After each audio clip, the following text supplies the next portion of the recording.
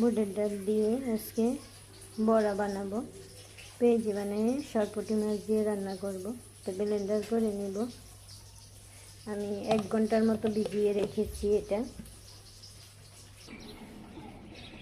আমি ব্লেন্ডার করে নিয়েছি ডালগুলো। লবণ দিয়ে দিয়েছি পরিমাণ মতো, হলুদ গুঁড়ি 2 চামচ দিয়েছি, ধনিয়া পাতা কুচি করে দিয়েছি, পেঁয়াজ, কাঁচামরিচ, রসুন বাটা দিয়ে দিয়েছি। এবার এগুলো ভালো করে মেখে নিব। মাখা হয়ে গেছে, এবার চুলায় দিয়ে দিব। তেল দিয়ে দিয়েছি।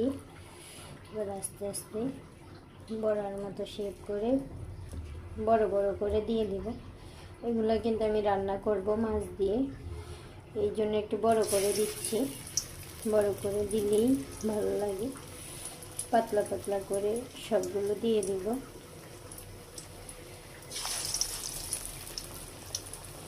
সবগুলো দেওয়া হয়ে গেছে, এবার অল্প আছে, একদম ভেজে নিব ভালোভাবে মচমচে করে। পেঁয়াজগুলো ভেজে নিয়েছি। পেঁয়াজ দিয়ে দিলাম। পেঁয়াজ দিয়ে যেটার মধ্যে পেঁয়াজ ভেজে নিয়েছি ওটার মধ্যেই দিয়ে দিচ্ছি। এবার রসুন 1 চামচ, হলুদ গুঁড়ি 2 চামচ, মরিচ গুঁড়িও 2 চামচ দিয়েছি। আপনারা যেমন ঝাল পছন্দ করেন বাড়িয়ে কমিয়ে দিতে পারেন। লবণ 1/2 চামচ দিয়েছি, কেননা পেঁয়াজের মধ্যে আমি লবণ দিয়েছিলাম তাই। এবার ভালোভাবে মশলাগুলো কষিয়ে নেব। কষিয়ে নিয়ে পরিমাণ মতো পানি দিয়ে মাছ আর পেঁয়াজগুলো দিয়ে দিব। মশলাগুলো কষানো হয়ে গেছে, এবার আমি টমেটো দিয়ে দিব। টমেটোগুলো একদম ছোটো ছোটো করে কুচি করে রেখেছি। এবার আরেকটু নাড়াচাড়া করে টমেটোগুলো কষিয়ে নেব। কষিয়ে নেওয়া হয়ে গেলে এবার পরিমাণ মতো পানি দিয়ে দিব।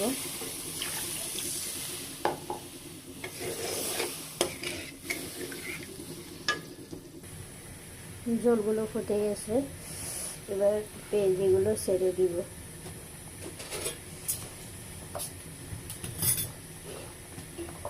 দিয়ে দিলাম, মাছও দিয়ে দিয়েছি। দিয়ে এবার কিছুক্ষণ জাল করে ধনিয়া পাতা দিয়ে নামিয়ে নেব। ধনিয়া পাতা দিয়ে নামিয়ে নেব। ধনিয়া পাতা দিলেই রেডি পেঁয়াজি দিয়ে